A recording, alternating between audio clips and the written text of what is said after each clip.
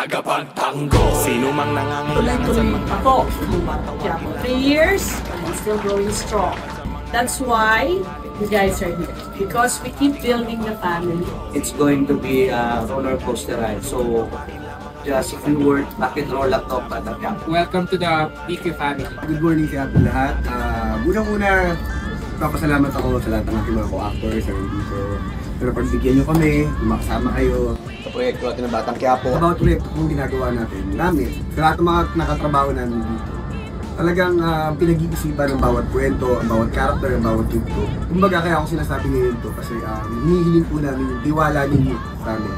Ito po ang bagong kwento sa bagong yugto ni Tanggol sa mga bago niyang makakasama sa laban niya. I heard na magkakaroon na love triangle dito sa Batang Quiapo. So let's see how that works. Sa lahat ng manonood, para sa inyo po ito. Itong kwentong ito. Yung paghahanda is more on self-development at the same time yung character. Sobrang excited ako. Actually, hindi ko talaga ina-expect to. Dream show ko talaga to.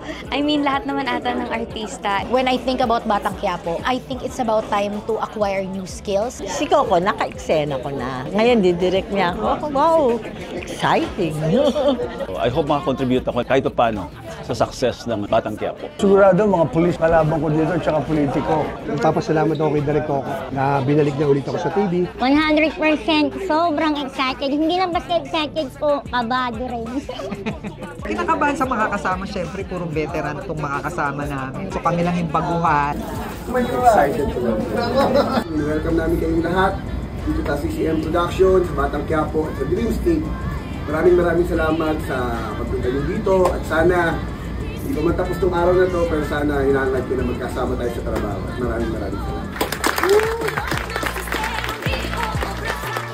Abangan niyo po sa FPJs Batang Quiapo. Gabi-gabi.